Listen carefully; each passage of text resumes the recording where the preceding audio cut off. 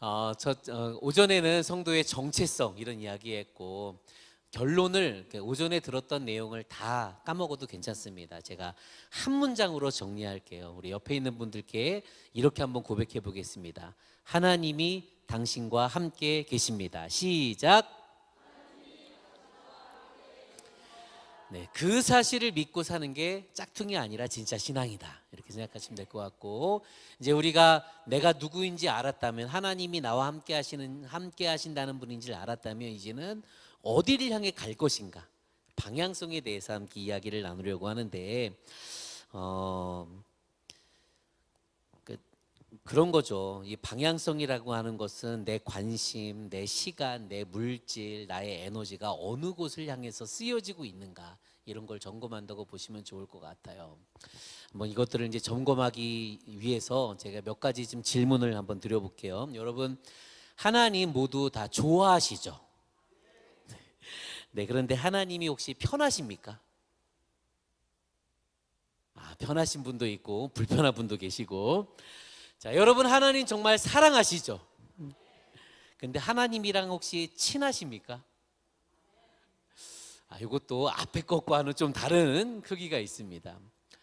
우리가 하나님을 좋아한다고 할 때는 거침없이 아멘이 나와요. 그런데 하나님이 편한가요? 라고 하면 편한 것과는 좀 느낌이 다른 것 같아요.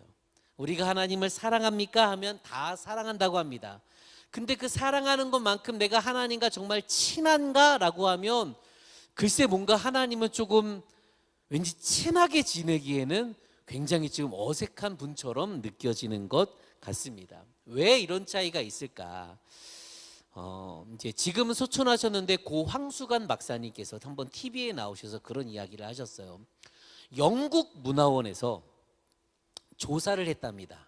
영국은 영어를 쓰는 나라잖아요. 그래서 영국 문화원이 이제 뭐 이렇게 관계 맺고 있는 여러 나라들 중에 우리나라처럼 영어가 모국어가 아닌데 영어를 외국어로 배우는 많은 나라가 있지 않겠습니까? 그런 나라 사람들에게 설문조사를 한 거예요.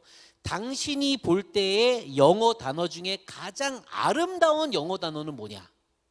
우리 드럼 치신 우리 자매님이 볼 때 아는 영어 단어 중에 제일 아름다운 영어 단어는 뭘까요? 뷰티풀.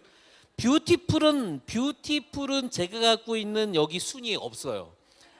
그러니까 몇 등에는 있겠지만 제가 4등까지 갖고 있는데 1등은 뭐냐? 1등이 마더입니다. 마더. 엄마.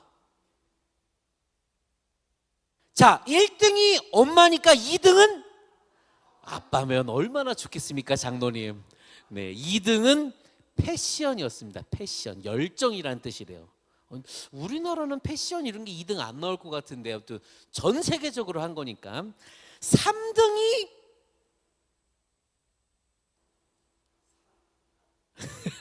아빠면 얼마나 좋겠어요. 3등은 스마일이었어요. 스마일. 4등은 러브였습니다. 사랑. 자, 그렇게 등수가 쭉쭉쭉 나가는 거예요. 우리의 관심은 1등이 엄마니까 도대체 아빠는 몇 등일까? 아빠는 몇 등쯤 있을까요? 10등 안에 아쉽게도 못 들어갔습니다. 20등 얘도 못 들어갔고요.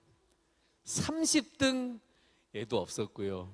40등, 50등, 60등, 70등 바깥이었어요. 77등인가 제가 기억이 그렇습니다. 기가 막히죠. 엄마는 1등인데 아빠는 왜 77등일까요? 그만큼 아빠는 가까이 하기에 너무 먼 당신인 거예요. 제가 하는 말이 아니라 그 황수관 박사님이 그때 그 TV 프로그램에서 이 얘기를 하면서 그랬어요. 이 세상의 모든 아빠들은 다 나가 죽어야 된다고. 얼마나 아빠 노릇을 못했으면 우리 자녀들이 아빠는 굉장히 부담스러운 존재로 느낀다는 거예요. 제가 실제로 우리나라의 한 초등학생이 정말로 이렇게 낸 시를 제가 찾아왔습니다. 제목은 이겁니다. 아빠는 왜? 제목이 아빠는 왜예요. 처음부터 읽어드릴게요. 엄마가 있어 좋다. 나를 예뻐해 주어서. 냉장고가 있어 좋다. 나에게 먹을 것을 주어서. 강아지가 있어 좋다. 나랑 놀아 주어서. 아빠는 왜 있는지 모르겠다.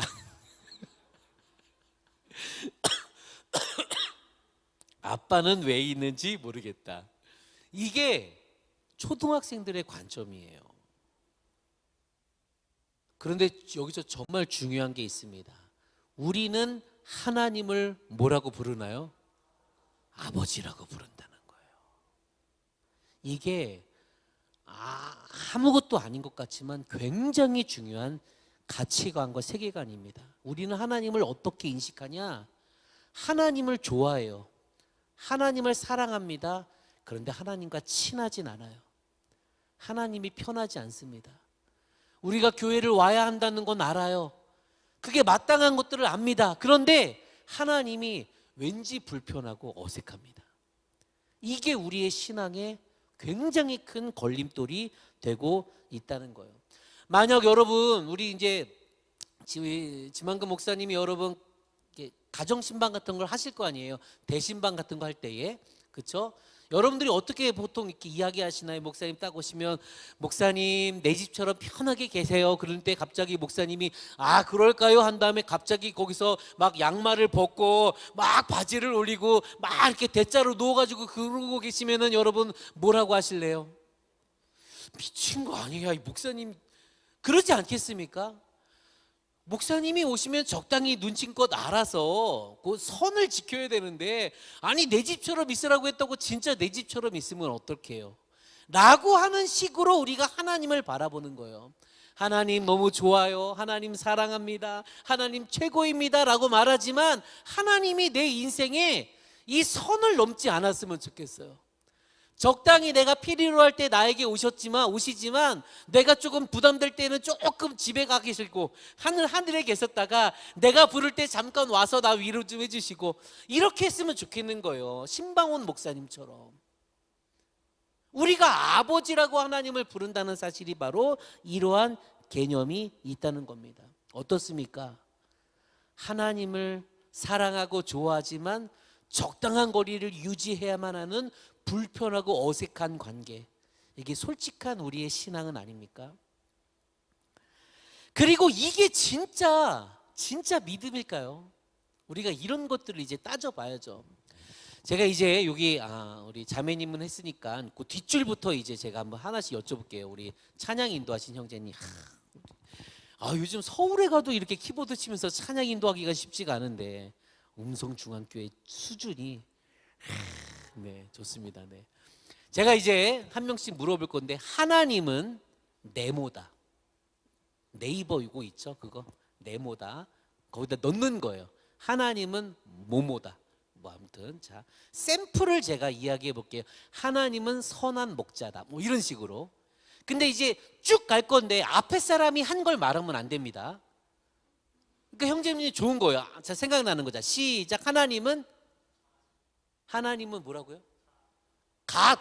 하나님은 이제 영어로 God. 네, 그건 이제 알겠습니다. 제가 이제 넘어가 드릴게요. 우리 옆에 계신 권사님이 진짜 하나님은, 권사님에게 있어서 하나님은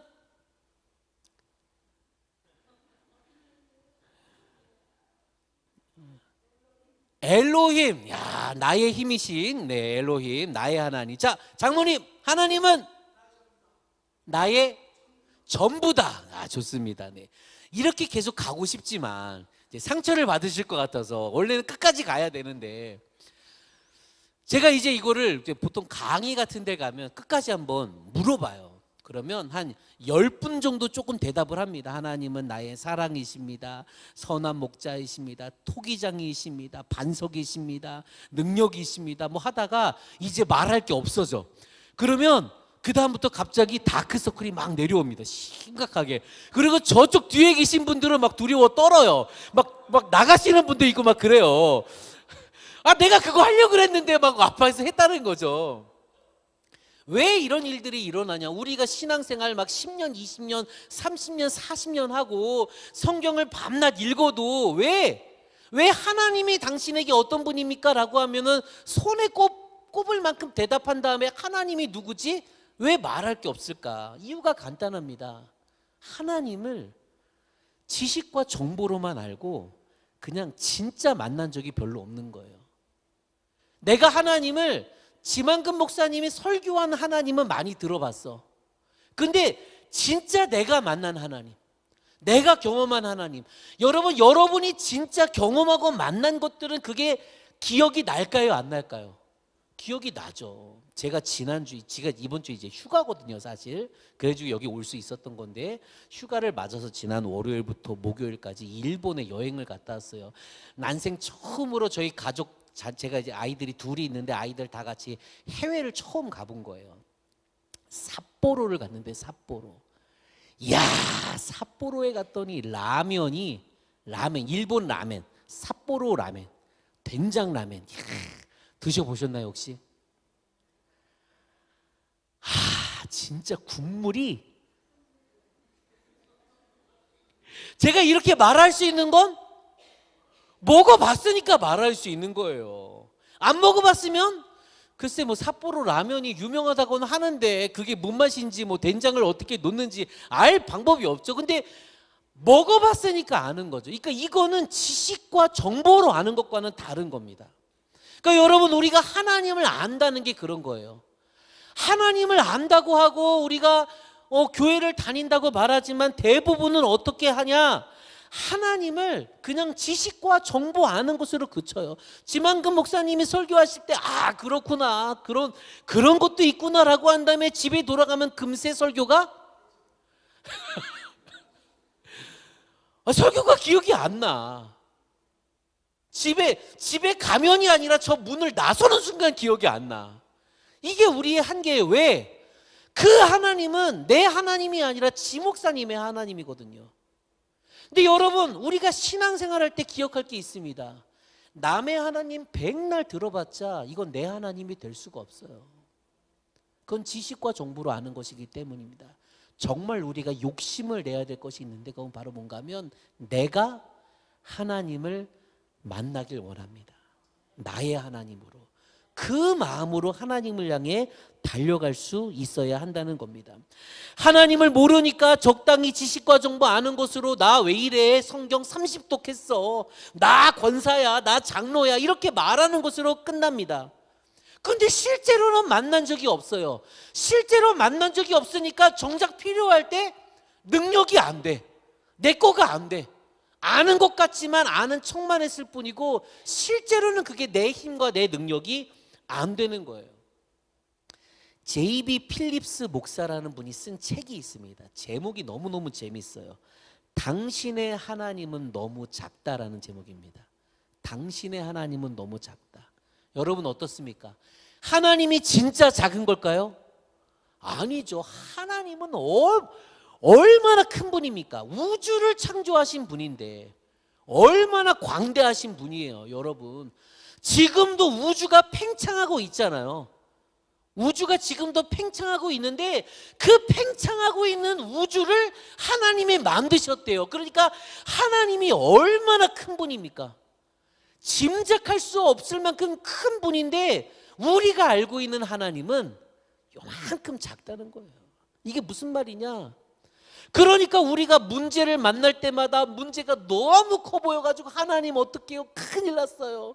저 좀 도와주세요. 저 좀 살려주세요 라고 말하는데 실제로는 문제가 큰 게 아니라 내가 아는 하나님이 그만큼이라는 거예요. 내가 아는 하나님이 요만큼밖에 안 되니까 문제가 크게 느껴지는 거죠. 하나님의 문제보다 더 크신 분이라는 걸 알면 두려워 떨 게 없는 거죠. 우리가 지금 그러한 신앙을 가져야 한다는 겁니다. 그런데 왜 이러한 오해가 생겼냐? 아까 하나님을 아버지라고 부르는 것이 오해가 된 것처럼 사실은요, 한국 사회에 이러한 심각한 신앙의 오해가 생긴 깊은 이유가 있습니다. 우리나라 역사하고 굉장히 관계가 깊어요. 왜 그러냐면요, 여러분, 기독교가 우리나라에 들어온 지 약 한 150년 정도 됐거든요. 그러니까 제가 섬기는 교회가 118년 됐어요. 창립한 지 올해. 그러니까 굉장히 역사가 깊은 교회잖아요. 그런 역사 정도가 이제 딱 한국의 교회의 역사입니다. 그런데 기독교는 150년 됐는데 유교는 몇 년 됐을까요? 최소한 2000년쯤 됩니다. 불교도 마찬가지고. 그리고 더 중요한 건 이거, 샤머니즘, 우리나라 토속 무속 신앙은 우리나라 역사하고 똑같은 거예요. 한 5000년쯤 되는 겁니다. 여러분, 그러니까 우리가 교회를 다닌다, 하나님을 믿는다라고 말하지만 사실 우리의 신앙의 저 밑은 기반에는 뭐가 깔려 있어요? 온갖 그런 것들이 깔려 있어요. 유교적인 생각, 불교적인 생각, 샤머니즘적인 그러한 관점으로 하나님을 바라보면서 오해하는 거예요. 대표적으로 어떤 게 있냐? 첫 번째, 유교. 여러분, 유교가 뭘 중요하게 생각하죠? 유교는요, 의례를 되게 중요하게 생각합니다. 어떠한 틀, 제도, 조직 이런 걸 되게 중요하게 생각해요. 그래가지고 여러분, 우리가 지금 갖고 있는 지폐들 보시면 4명이 나오는데 이 4명이 다 어떤 분들입니까? 이황, 그 다음에 율곡, 이런 사람들은 다 유학자고요. 세종대왕, 신사임당 다 조선시대 사람들이니까 다 유교적인 관점들이에요. 우리나라에 뿌리 깊게 유교가 완전히 그냥 뿌리를 내리고 있다는 겁니다. 이 유교가 갖고 있는 게 뭔가 하면요, 어떠한 순서, 형식, 틀이 있는가, 이걸 굉장히 중요하게 생각해요. 제사 드리는 거, 그거 있잖아요. 저는 제사를 한 번도 안 들어봐서 모르지만 막 순서, 모양, 방향 이런 거 되게 중요하잖아요. 그렇죠? 그러니까 죄송합니다. 그 교회에 옛날의 순서를 중요하게 생각하는 이제 목사니까 농담식으로 하는 게 있어요. 묵찬기찬 설기찬이라고. 묵찬기찬, 묵도 찬송, 기도 찬송, 묵찬기찬, 설기찬, 묵도 찬송, 기도 찬송, 설교 찬송, 이렇게 하는 겁니다. 이 순서가 없으면 하나님 예배가 아니야. 이 순서가 되게 중요해. 우리 안에 그 순서와 그 틀과 그 제도가 너무너무 중요한 거예요. 예배의 핵심과 본질보다 그 순서와 형식, 이런 게 우리 교회 안에, 기독교 안에 뿌리 깊게 들어와 있다는 겁니다. 그래서 교회 안에 율법주의가 들어오고 형식주의가 들어오고 권위주의가 들어옵니다. 그래서 우리가 보통 어떤 이제 예를 들면 전통적인 교회를 가면 어떤 장로님들이 기도하시면 이렇게 시작을 하죠. 거룩하시고 전능하시고 무소부지하시며 자비로우신 하나님, 천지창조부터 시작해서 요한계시록 심판까지 한 10분 정도 기도를 하셔야 기도가 끝나요. 이런 게 왜 그래요? 그 형식과 그 틀이 너무너무 중요하다고 생각하기 때문입니다. 그런데 성경에서 예수님은 뭐라고 말씀하시나요? 이렇게 말씀하세요. 나더러 주여 주여 하는 자마다 천국에 들어갈 것이 아니다.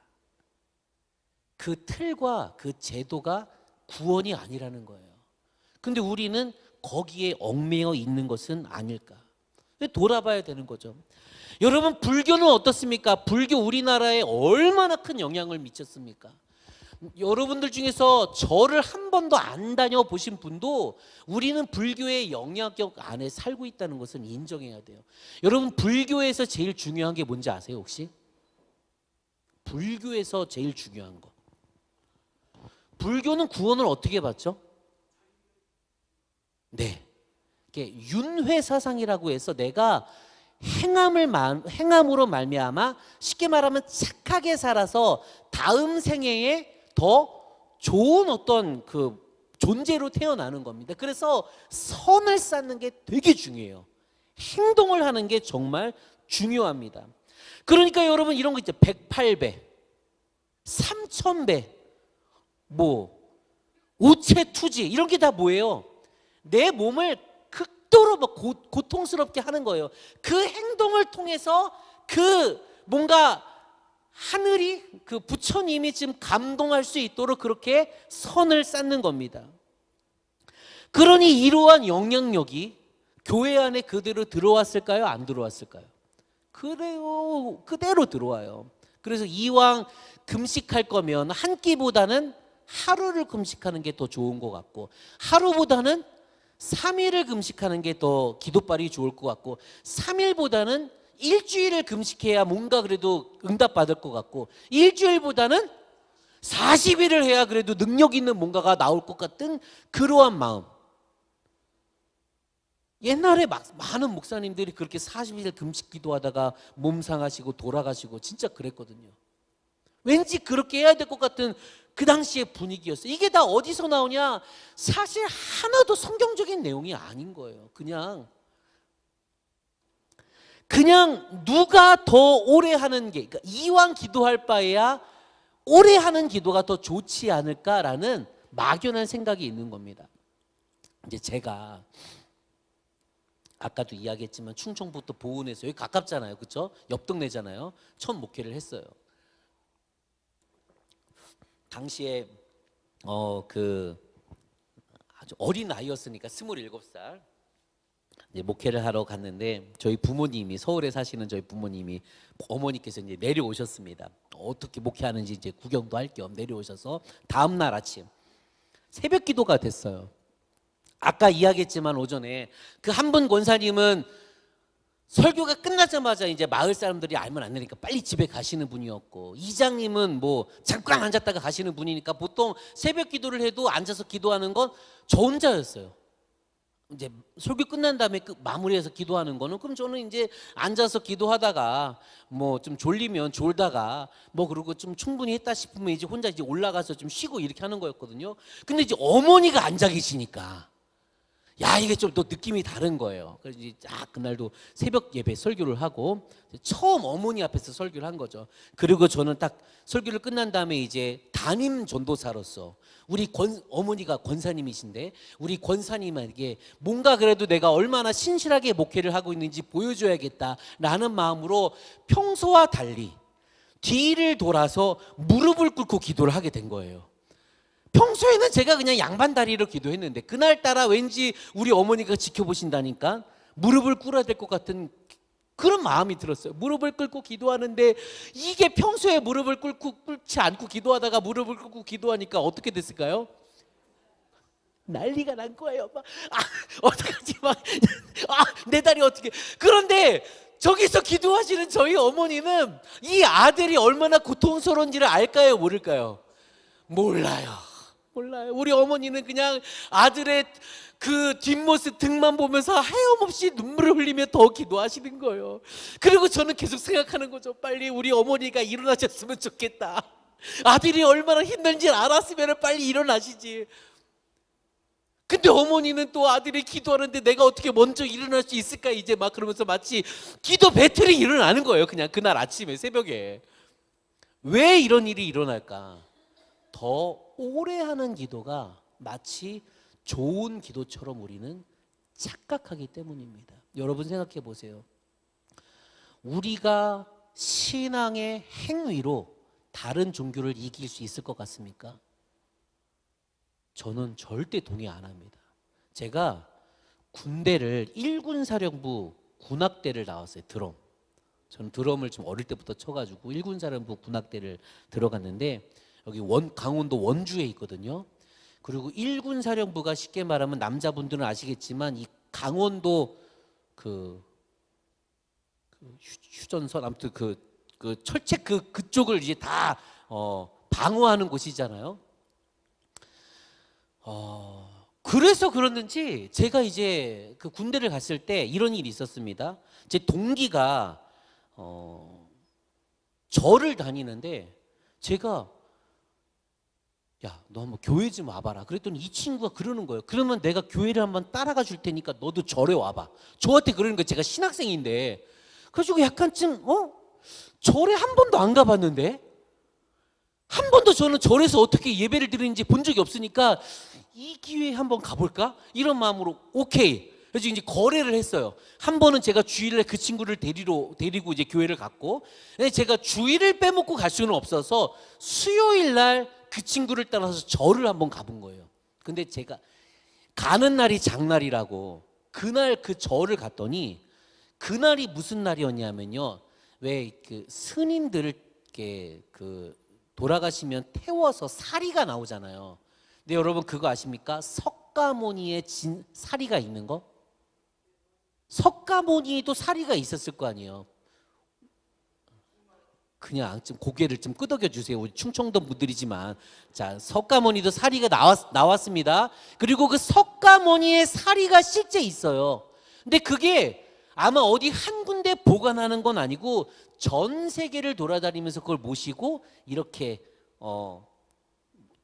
투어라고 할까, 그렇게 하는데, 그날 하필이면 거기가 이제 강원도 전체를 담당하는 군대의 대표 절이니까 그 절에 모시고 석가모니 진사리, 뭐 약간 뭐라 그럴까요? 제 용어는 잘 모르겠어요. 성빙 예배? 아무튼 여기 안에 이제 석가모니 진사리를 정말 이렇게 진열해 놓은 거예요.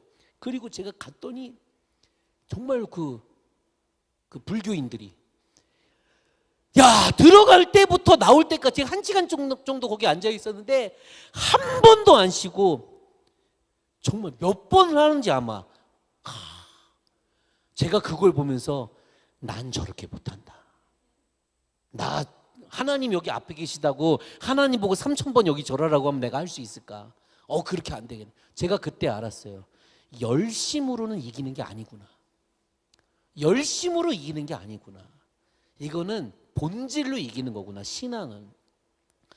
여러분, 우리가 믿는 하나님은요, 오래 기도한다고 응답하는 분이 아니라 하나님의 뜻대로 기도할 때 응답하는 분이신 줄 믿으시길 바랍니다. 시간이 중요한 게 아니에요. 오히려 하나님은 그런 것들을 그닥 뭐 이렇게 중요하게 생각하지 않습니다. 거기서 그치지 않습니다. 샤머니즘은 5,000년이에요. 여러분, 샤머니즘의 핵심이 뭐예요? 지성이면 감천이다. 내가 지극히 정성을 다해가지고 하나님께 막 빌면 누가 감동해요? 하늘이 감동해. 그래가지고 정화수를 떠놓고 비나이다, 비나이다, 산신령께 비나이다, 비나이다, 이 지극히 정성껏 기도하면 하늘이 감동한다는 게 샤머니즘의 핵심입니다. 근데 여기서 말하는 게 이게 뭐냐면요, 내가 이 신을 달래는 거예요. 내가 이거 한 만큼 신이 나에게 이렇게 해준다고 생각을 하는 거예요. 샤머니즘의 핵심이 그렇습니다. 그러니까 무의식 속에 내가 신을 조종할 수 있다라고 우리가 흔히 생각을 해요. 이게 우리가 갖고 있는 큰 사고관입니다. 여기에서 나온 게 사실 기복신앙이에요. 기복신앙. 내가 신앙생활 열심히 하면 좀 더 복을 주고, 내가 오늘 주일 안 빼먹고 열심히 드리면 하나님이 조금 더 복을 줄 것 같고, 내가 11조 이만큼 했으니까 하나님은 나중에 따따블로 좀 더 크게 축복해 주시고, 뭔가 그렇게 하나님이랑 거래하듯이 우리가 하나님을 믿는다라고 하는 거예요. 여러분 생각해 보세요. 우리 목사님 딸이 고3이라고 했는데, 고3이든지 뭐 청년이든지 이렇게 막 입시를 준비하든지 취업을 준비하든지 한다고 생각을 해보세요. 열심히 교회 다니면서 기도한 사람이랑 교회 안 다닌 사람이랑 누가 더 공부를 잘할까요? 아닙니다, 장로님. 엉덩이가 무겁게 공부를 열심히 한 친구가 공부를 잘합니다. 공부는 누가 잘하냐? 기도하고는 상관이 없어요. 공부를 많이 한 친구가 공부를 잘합니다. 여러분, 나중에 누가 성공합니까? 열심히 일한 사람이 성공하고 열심히 한 사람이 성공을 하죠. 탱자탱자 놀았는데 열심히 기도한다고 성공할 수 있을까요? 그런 건 하나님의 원칙은 사실 아니에요. 그건 우리가 바라는 기복신앙이죠. 그런데 우리는 그런 걸 생각하지 못하고 이게 교회에 그냥 영향을 줬습니다. 그러니까 막 너무 신비적인 신앙, 신비적인 믿음으로 우리의 믿음을 자꾸 오해를 해요. 내가 이렇게 기도했으니까 하나님이 요만큼 주시겠지. 그런데 아시잖아요. 그렇게 기도했는데 요만큼 주실 때가 많아요? 안 주실 때가 많아요? 그걸 또 그래도 그냥 그렇게 말씀하시면 어떻게 해요? 때로는 주실 때도 있죠. 근데 이제 우리가 그거 알아요. 내가 기도해도 안 되던데? 그리고 실망합니다. 뭐지? 이렇게 할 때 하나님이 주시는 거 아니야? 라고 오해를 해요. 근데 이게 다 사실은 오해라는 거예요. 우리가 진짜 하나님이 아니라 내가 믿고 싶은 대로 하나님을 믿는 거예요. 마치 정화수 떠놓고 비나이다, 비나이다, 산신령께 비나이다, 그리고 부처님 앞에서 나무아미탑을 뭐 관세음보살 했던 것처럼 교회에 나와가지고 하늘에 계신 우리 아버지여 이름이 거룩히 여김을 받으시오며 마치 주문을 외우는 것처럼 그렇게 우리가 하나님을 바라보고 있다는 겁니다. 이게 우리의 믿음, 우리의 기도가 자꾸 왜곡되고 있는 거예요. 여러분, 이게 그냥 개인의 믿음만 그러냐? 아니요. 교회도 자꾸 왜곡이 됩니다. 교회가요, 자꾸 어떤 생각, 이게 하나님이 원하시는 교회가 아니라 세상이 원하고 세상이 말하는 그러한 조직, 그러한 공동체가 된 지 너무 오래됐어요. 저는 태어날 때부터 저희 부모님이 결혼한 교회에서 제가 신앙생활을 하면서 결혼할 때까지 이렇게 자라왔거든요. 그러니까 저는 제 나이만큼 이제 신앙생활을 한 건데, 제가 나이만큼 신앙생활을 하고 목회를 하면서 수많은 교회를 거쳐오면서 깨달은 사실이 있습니다. 교회는 천국일까요? 안 천국일까요? 다시 한번 물어볼게요. 교회는 천국일까요? 안 천국일까요? 안 천국이더라고요. 천국이면 좋겠지만 교회도 똑같이 싸움도 있고 분열도 있고, 그러니까 음성중앙교회는 안 그런 줄 믿습니다. 음성중앙교회는 천국이니까 우리 장로님이 천국이죠 이렇게 말해요. 근데 대부분의 많은 교회는요, 목사와 장로와 싸우고 장로님과 장로님이 또 싸우고 여선교회와 남선교회가 싸우고 성가대랑 교육부랑 싸우고. 야, 제가 이제 그 보은에서 목회하다가 안수 받고 난 다음에 이제 뉴질랜드라고 하는 외국에 가서 한 3년 정도 또 목회를 했었어요. 거기서 목회를 했더니 이민교회는 얼마나 재밌냐면요, 이렇습니다. 이민교회는 흔히 말하는 수평이동이 되게 많아요. 수평이동. 이 교회 목사님이 좋다고 해가지고 거기 가서 설교를 듣다가 한 목사님 설교가 한 5년쯤 지나면 거기잖아요. 그러면 나 이제쯤 저 목사님 설교가 이제쯤 식상한데, 그러면 또 옮겨 옆 교회로.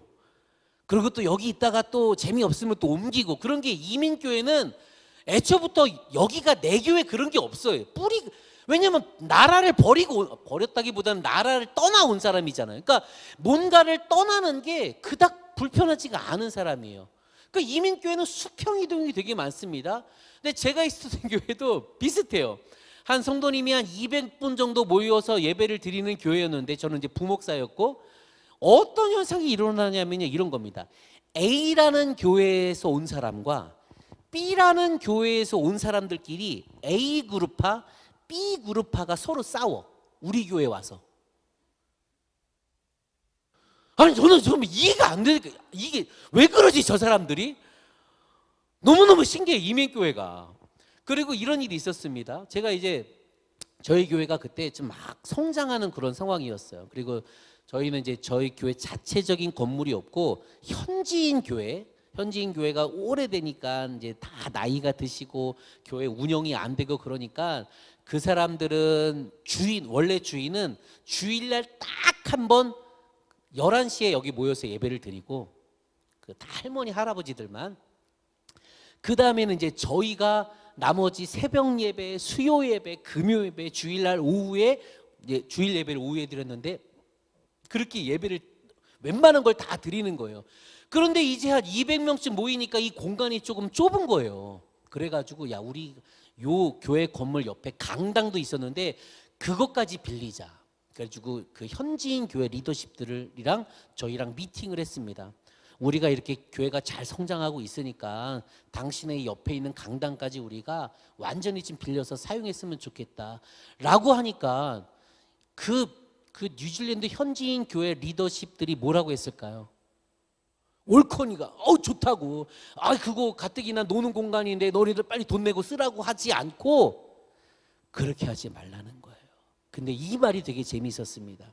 거기 이제 장로님이 저희한테 하셨던 말인데, 목사님 그러지 마세요. 제가 우리 교회를 빌려서 쓰는 한인교회를 많이 봤는데 그러다가 다시 줄어들더라고요. 딱 이렇게 말하는데, 지금 잠깐 좋다고 착각하지 말라는 거죠. 너네들 싸울 거 내가 다 알아.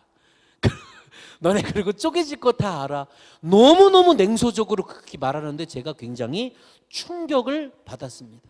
그런 거예요. 교회가 천국이면 좋겠지만 천국이 아니에요. 여러분, 제가 저는 이제 선교단체, 우리 목사님이랑 같이 예수전도단이라는 선교단체에서 훈련을 오랫동안 받았는데, 한 번은 제가 선교팀을 데리고 울릉도 있죠. 울릉도 가보신 분? 한 분 계시네요. 울릉도를 전도여행을 갔었어요. 자, 울릉도를 전도여행을 가기 전에 저희 팀이 이제 울릉도를 위해서 기도를 합시다라고 했을 거 아닙니까?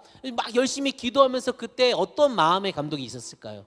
울릉도에는 어떠한 영적인 필요가 있을까요? 기도 제목이 섬이니까 왠지 샤머니즘도 많고, 왜 그렇지 않아요? 섬은 배 타는 분들이 막 무속신앙도 많고 막 그러지 않습니까? 그래서 야, 울릉도에 얼마나 많이 무속신앙이 많을까? 그 섬이니까 교회도 많이 없을 것 같고, 우리가 거기에 정말로 하나님의 복음을 전하고 하나님의 깃발을 세우고 그렇게 온전히 하나님의 땅이 될 수 있도록 기도합시다라는 마음으로 열심히 기도하고 울릉도를 딱 갔더니 웬걸, 울릉도가요 전국에서 기독교 복음화율이 가장 높은 땅이에요. 오히려 절은 없어. 그 좁아 터진 거기 섬에 모든 마을마다 다 교회가 있어요. 그러니 울릉도가 행복할까요? 안 행복할까요? 행복했으면 제가 이 이야기를 왜 하겠습니까? 제가 이제 그 울릉도 감리교회 목사님을 만나서, 이제 목사님, 이제 울릉도 이 땅을 위해서 우리가 어떻게 기도하면 좋을지 알려주세요라고 했더니 정말 기가 막힌 얘기를 하시더라고요. 이런 얘기인 거예요. 이 섬이니까 갇혀 있지 않습니까? 그런데 거기에 갇혀 있는 곳에서 교회가 많이 있다 보니까 어떤 일들이 벌어지냐면요, A라는 교회 목사님이, A 교회 목사님이 B 교회 성도님이 하는 슈퍼마켓을 갔다 오면 다음날 B 교회 목사님한테 전화가 오는 거예요. 너 내 교회 성도 빼가려고 우리 여기 슈퍼마켓 아니야. 교회가 많은데 그것이 그 땅 안에 아무런 선한 영향력이 안 되는 겁니다. 교회가 많은 것만큼 오히려 더 쪼개지고 짜개지고 갈등과 분열과 아픔이 너무너무 그 땅 안에 많은 거예요. 그래서 그 사실을 놓고 저에게 기도 요청을 하더라고요. 교회가 본질을 회복했으면 좋겠습니다. 서로 갈등하고 분열하고 싸우는 게 아니라 우리 모두 하나 되고, 어차피 사실 우리 다 예수님의 몸된 교회 아닙니까? 누구는 이 손가락, 누구는 이 손가락, 누구는 이 손가락, 누구는 눈, 누구는 뭐 귀, 이런 것뿐이지 우리가 다 어떻게 따로따로 존재할 수 있어요? 근데 그걸 망각하는 거예요. 놓치고 살아가는 거예요. 왜? 진짜 교회가 뭔지에 대해서 전혀 고민하지 않기 때문에 그렇습니다. 여러분 한번 생각해 보시죠. 우리 지금 이 충북 음성 중앙교회가 있기 전까지 이 교회의 원형은 뭔가요? 아니, 감리교회가 아니죠. 여기는 기장이니까. 뭐 아무튼 그런 걸 말하는 게 아니에요. 여러분, 이 교회가 있기까지 어떠한 역사적 과정을 밟아왔는지를 한번 생각해 보세요. 누군가는 우리나라에 150년 전 복음을 전했겠죠. 그것이 흘러가지고 지금 음성중앙교회가 이제 설립이 됐을 겁니다. 그러면 그 복음을 전하러 왔던 한 150년 전에 그 사람들은 미국이든지 영국이든지 그 유럽에 계셨던 분들일 거예요. 그분들의 그 교회는 어디에서 시작됐나를 쭉 거슬러 올라가면 결국 이 교회의 모든 원형은 초대교회로 돌아갑니다. 초대교회. 소아시아나 예루살렘에 있었던 그 초대교회. 그럼 여러분, 그 초대교회의 원형은 뭘까요? 초대교회의 원형은요, 예수님의 제자들이 예수님이 하늘로 승천하신 다음에 회당으로 흩어져 가지고 거기서 복음을 전하다가 그 회당이 교회가 된 거거든요. 그러니까 초대교회의 원형은 회당이에요. 회당. 여러분, 그 회당의 원형은 뭡니까? 회당은 어떻게 생긴 거냐? 원래 성전에 모여서 예배했던 유대인들이 성전에 더 이상 모일 수 없게 되자 뿔뿔이 흩어진 그 사람들이 각자 삶을 살아가는 그 자리에 회당이라는 곳을 만들었어요. 하나님의 말씀을 듣고 말씀을 이렇게 알아갈 수 있는 곳. 성전을 갈 수가 없기 때문에 그게 회당이었습니다. 그러니 회당에 원형은 성전이에요. 예루살렘 성전. 자, 예루살렘 성전의 원형은 뭘까요, 그러면? 솔로몬 시대에 지었던 예루살렘 성전이 있잖아요. 그거의 원형은 뭐예요? 성막이었습니다. 출애굽하면서 모세가 시내산에 가서 율법을 받잖아요. 그리고 성막을 이렇게 지어라 하나님이 말씀하시잖아요. 그대로 성막을 만들어요. 그렇게 처음에 출애굽을 하면서 40년 동안 있다가 그것이 가나안에 정착하게 되면서 예루살렘 성전이 된 겁니다. 자, 그러면 이제 이 음성중앙교회의 역사를 거슬러 올라가면 그 끝에 뭐가 있는 거예요? 성막이 있는 거예요. 성막. 그리고 그 성막은요, 안으로 들어가면 두 가지로 구분되어 있습니다. 성소가 있고 지성소가 있어요. 성막의 핵심은 어딜까요? 지성소입니다. 지성소. 제일 안쪽. 그 제일 안쪽 지성소를 들어가면 그것을 지성소를 이렇게 만들어라 라고 할 때 하나님이 이렇게 말씀하세요. 근데 제가 읽어드릴게요. 그 지성소 안에 언약궤가 있거든요. 언약궤. 자, 거기서 내가 너와 만나고 속죄소 위 곧 증거궤 위에 있는 두 그룹 사이에서 내가 이스라엘 자손을 위하여 너에게 명령할 모든 일을 너에게 이룰 것이다. 자, 지성소. 거기 안에 있는 그 법궤, 언약궤의 핵심이 뭐예요? 저를 따라서 말해 볼게요. 거기서 너와 만나고 거기서 내가 너와 만나고. 이게 핵심이에요. 그러니까 여러분, 우리가 음성중앙교회 주일마다 새벽마다 올 때 우리가 가져야 될 가장 큰 핵심, 교회의 본질은 뭡니까? 거기서 내가 너와 만나고. 내가 신앙생활하는 핵심은 한 가지예요. 하나님을 만나는가. 여러분, 우리가 성도의 정체성이 하나님이 나와 함께 하신다고 말씀을 들었습니다.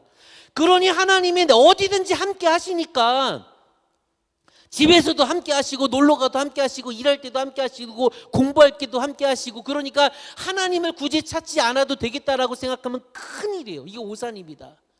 그 하나님이 나와 함께 하시지만 결국 내가 성도로서 온전히 첫 번째로 나아가야 될 방향성은요, 세상보다 더 먼저 하나님을 만나기 위한 발걸음이 내 안에 있는가, 그거를 찾아야 된다는 거예요.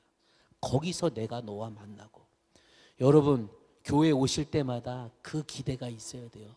오늘 지만금 목사님 말씀, 어제는 준비를 좀 대충 하셨나 본데 오늘은 별론데, 이렇게 하는 게 아니라 그러한 말씀 중에서도 내가 만날 하나님은 어떤 분일까? 그냥 지 목사님의 하나님으로 끝나는 게 아니라 내가 만날 하나님, 내가 맛본 하나님, 내가 경험할 하나님은 도대체 어떤 분일까를 날마다 묻고 간구하고 갈급해하면서 하나님께 나아갈 때 그 하나님이 곧 나의 하나님이 된다는 겁니다. 제가 이제 마지막 얘기 하나 하고 오늘 이제 말씀을 마칠게요. 아까 이야기했던 그 보은에서 있었던 일입니다. 그 교회에서 이제 전교인이 10명이니까 전교인 대신방을 해도 한 2주 안에 다 끝나잖아요. 하루에 한 집씩 해도. 전교인이 10명이니까 제가 27살에 갔더니 진짜 너무너무 할 게 없는 거예요. 너무너무 무리해요. 우리 예를 들면 이게 지목사님 음성 중앙교회만큼만 크기가 돼도 뭐 이런 악기도 하고 뭐도 하고 뭐 이렇게 할 텐데, 제가 사역했던 그 교회는 일단 제일 어리신 분이 72세니까 여러분 그거 알죠? 베드로를 12주 설교해도 베드로가 누군지 몰라. 일단 이 학력이 그렇게 안 되고 이렇게 할머니 할아버지들이시니까 다 농사 짓는 분들이고, 그러니까 이게 뭔가 젊은 저는 약간 무료한 느낌이 그때 되게 많이 들었었어요. 그래서 이제 처음에 이제 막 뭐 하다가 이제 뭐 하면서 살지, 이 시간을 어떻게 보내지, 막 그럴 때쯤에 떠오른 생각 하나가 있었습니다. 그게 뭔가 하면 그 교회 이제 앞에 마당이 있었는데 그 마당에 평상이, 어르신들이 잠깐 앉아서 쉴 수 있는 나무 그늘에 있는 평상이 하나 있었는데 그게 굉장히 낡고 이제 사가가지고 막 이제 무너질 것 같은 거예요. 그래서 야, 이걸 내가 한번 그래도 대한민국 육군 병장 출신인데 내가 저거 하나는 만들 수 있지 않을까? 그런 마음으로 용기를 내서 읍내 가가지고 막 5만 가지 막 이런 그 재료들을 다 사와서 이제 처음 평상을 한번 만들어 보는 거예요. 톱질을 한 번도 안 해봤는데 톱질을 못도 막 박다가 손가락도 찌고 막. 근데 여러분 이거 평상 만들 때 제일 힘든 게 뭘까요? 남자분 우리 장로님. 죄송해요. 제가 그 정도 기술은 생각도 못했습니다. 너무 고급진 기술이라 깜짝 놀랐습니다. 제가 해봤더니요, 뭐가 어렵냐 하면 이 어르신들이 앉을 때 가시가 막히면 안 되잖아요. 그래서 이 나무를 사포질을 하는데, 지금 제가 나중에 생각해 보니까요, 그냥 장판을 깔면 되는 거였는데 그때는 그걸 생각을 못했어요. 그냥 나무를 해놓고 나무를 어떻게든 이거를 사포질로 그 큰 평상을 사포질을 하니까 진짜 너무너무 힘든 거예요. 저는 이렇게 힘든 일이 있을까? 일주일에 걸렸습니다. 일주일이 걸린 다음에 몸은 힘들었지만 마음이 너무너무 뿌듯한 거예요. 내가 뭔가 걸작품 하나를 만들었구나. 그때 그만뒀어야 되는데 너무너무 힘들었거든요. 근데 사람이 또 망각의 동물이잖아요. 시간이 한 달쯤 지난 다음에 이제는 또 뭐 하지? 심심한데? 그런 생각이 드는 거예요. 그래서 두 번째로 저희 큰아이가 당시 한 3살쯤 됐나 그랬어요. 그래가지고 이 아이가 잠을 잘 수 있는 애기 침대를 하나 만들어야겠다. 왜냐하면 평상 그대로 만들고 똑같이 그 다음에 이제 그 넘어지지 않게끔만 이게 뭐 저것만 만들면 되겠는 거예요. 바깥으로 떨어지지 않게 난간만. 그래가지고 이번에 이제 두 번째로 아이 침대를 만드는데 그걸 만든다고 했더니 저희 아버지가 이제 좀 그 막노동을 하신다 그래, 노동 쪽에 계신다 그랬잖아요. 그러니까 그 얘기를 듣고 상원아 기계를 써야지 그러면서 전동사포를 이렇게 보내주셨어요. 전동사포가 뭔지 아시나요? 사포를 딱 끼면 하면서 갈리는 게 있습니다. 이거는 이렇게 안 해도 돼요. 엄청 신기해 하면 이게 갈려. 문제는 뭐냐, 이게 되게 무겁고 진동이 있기 때문에 작업이 다 끝난 다음에 팔이 계속 떨려요. 근데 작업 시간은 한 반으로 줄어서 한 3일 안에 그래도 완성도가 높은 그런 침대를 만들었습니다. 그러고 나니까 자신감이 나 뭔가 이제 목수 같은 걸 해도 될 것 같은데 이런 착각이 이제 오는 거예요. 그래서 마지막으로 내가 하나 만들어야겠다. 그래서 마지막으로 만든 게 뭔가 하면 여기도 이제 저 앞에 나가면 이제 롭이 있잖아요.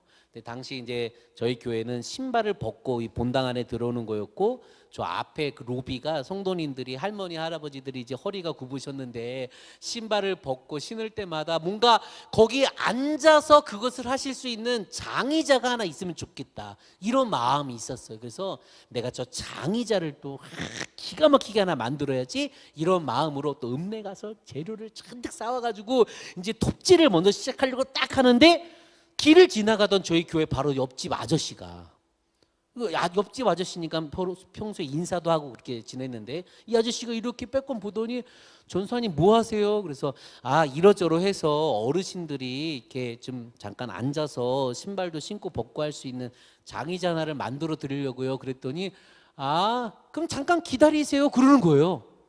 그랬더니 집에 낼름 들어갔더니 나오는데 그거 있죠, 왜 목수들이 하는 전문 장비 막 이렇게 뭐 이렇게 차는 거, 그거를 딱 하고 장비들을 몇 개 딱 짊어지고 오는데 저는 그날 처음 알았어요. 그분 직업이 목수라는 걸.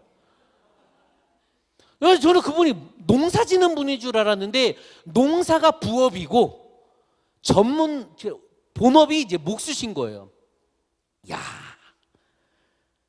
일단 톱으로 하는 게 아니에요. 이분은 전문 장비가 아니라 윙 끝. 그리고 이제 못도요 망치를 박는 게 아닙니다. 타카로 탁탁탁탁탁탁 끝. 그리고 이제 정말 대박인 게 이 그 사포를 가지고 되게 제가 고생했잖아요. 그분은 전동 대패가 있어요. 아시는군요, 장로님. 전동 대패. 윙, 윙. 한 10분 걸렸나 15분 걸렸나 그거 하나 만드는데 진짜 기가 차더라고요. 나 그동안 뭐 했나? 나 그동안 뭐 했나? 왜 생고생을 했나? 아, 그래서 인생은 전문가에게 맡겨야 되는구나. 내가 하는 거는 헛고생이구나. 진짜 그분은요, 윙, 윙, 윙, 끝! 그리고 제가 그날, 그 다음날 이제 아침에 기도하다가 묵상을 하는데 그 생각이 드는 거예요. 여러분, 우리 인생을 향한 최고의 전문가는 누구일까요? 하나님이죠, 하나님. 우리를 만드셨잖아요. 그러면 우리가 어디를 향해 달려가는 게 최고가 될까요? 최고의 선택일까요? 세상의 성공이나 뭐 더 높아지기 위해서 뭐 사명을 위해 그거는 둘째이고 제일 중요한 건 하나님을 더 알기를 원합니다. 하나님을 더 만나길 원합니다. 왜? 하나님이 곧 나의 능력이 되기 때문입니다. 그러니까 여러분, 우리의 첫 번째 방향성, 우리가 나아가야 할 첫 번째 목표가 있습니다. 그거는 세상이 아니에요. 하나님을 더 알기 위해 온전히 하나님을 향해 나아가는 저와 여러분 모두가 되기를 간절히 축복합니다. 오늘 읽었던 본문 말씀 제가 한 절 읽어드릴게요. 3절의 말씀입니다. 그의 신기한 능력으로 생명과 경건에 속한 모든 것을 우리에게 주셨으니 이는 자기의 영광과 덕으로서 우리를 부르신 이를 알므로 말미암음이라. 여러분, 우리가 하나님을 알면 알수록 하나님의 신기한 능력과 생명과 경건이 우리에게 부어진대요. 그래서 호세아서에서는 뭐라고 이야기합니까? 나는 인애를 원하고 제사를 원하지 아니하며 번제보다 뭐를 원하노라? 하나님을 아는 것을 원하노라. 하나님이 우리에게 원하는 건 딱 한 가지예요. 더 열심히 기도해라, 더 열심히 충성해라, 더 열심히 헌금해라, 이런 거 아닙니다. 나는 네가 나를 더 많이 알았으면 좋겠다. 나를 향해서 더 열심히 달려왔으면 좋겠다. 하나님이 어떤 분인지 날마다 맛보 알아갔으면 좋겠다. 전 우리 음성중앙교회 귀한 성도님들 한 분 한 분이 그렇게 하나님을 향해 전심으로 달려 나아갈 수 있는 복된 주님의 자녀들이 되기를 간절히 축복합니다. 우리 그런 마음을 담아서 함께 찬양했으면 좋겠는데요. 하나님, 주님을 더 알기를 원합니다. 하나님을 더 깊이 만나기를 원합니다. 우리 그런 마음을 담아서 예수 사랑합니다. 함께 찬양하겠습니다.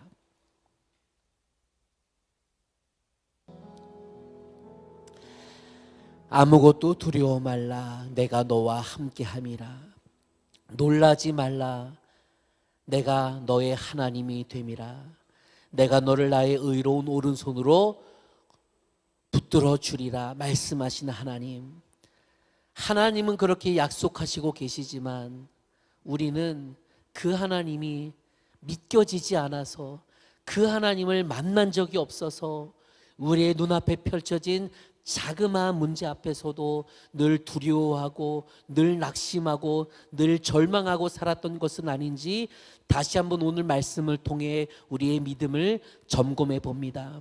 하나님, 더 이상 지식과 정보로 아는 하나님이 아닌 나의 하나님, 내가 맛보아 알아가는 하나님, 내가 만난 하나님을 날마다 더 경험하기 위하여 전심을 다해 하나님께 나아가는 우리 모두가 되게 하여 주옵소서. 하나님을 더 원합니다.